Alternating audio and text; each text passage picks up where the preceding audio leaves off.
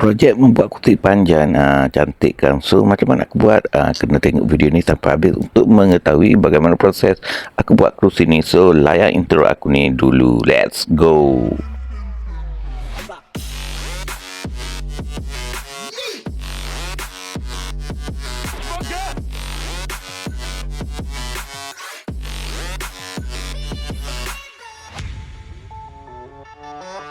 Okey, untuk bahan utama dia itu kayu, aku ambil daripada katil lama aku. So aku leraikan dan hasilnya aku dapatlah kayu untuk dibuat kerusi panjang. So peralatan yang aku gunakan drill dan tukul. So kenapa drill? Sebab aku nak bagi mudah untuk aku cabut paku dekat bahagian kayu. Okey, aku guna drill tu, aku tebuk sekeliling tepat bahagian paku tu.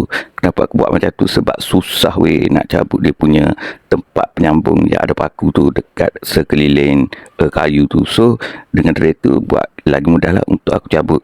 So aku ulang step tu untuk cabut ke semua kayu-kayu yang melekat tu. Alhamdulillah semuanya berjaya aku cabut dengan cepat dan tanpa menggunakan tenaga yang lebih bila guna cara ni. Cara aku lah, mungkin like orang lain cara dia. Okey, setelah siap cabut kita sambung untuk proses membuat tempat alas tu lah. So kayu-kayu aku potong tu aku susun-susun cantik untuk dibuat tempat alas atau tempat duduk tu. So beberapa lagi aku lupa nak potong atau kerak. So aku sambung keesokan dia untuk kerak dan aku susun sekali lagi untuk cek ke semua kayu-kayu yang aku susun tu betul-betul cukup untuk dibuat tempat alas tu lah. Dan bila dah susun macam gini, aku perhatilah kayu semua cukup, sama semuanya. Jujurnya aku tak pernah buat kerusi sebelum ni. So ini adalah first time aku ikut aku punya kepala otak aku untuk dia punya proses. Aku tak rujuk mana-mana tempat.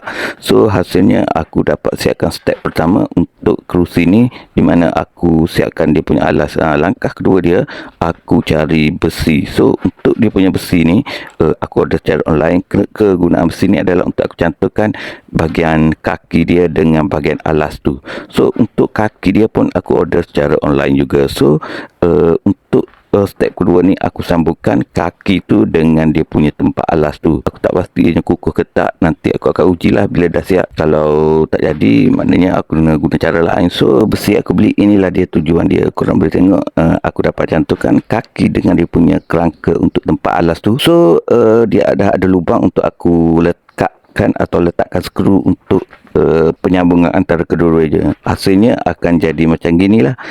Korang boleh tengok dekat bahagian ni aku dah dapat cantumkan bahagian kaki dengan alas tu. So hasilnya jadi macam gini. So bila dah siap tinggal aku skru je lah untuk kayu-kayu yang aku dah potong tu untuk dibuat tempat alas tu.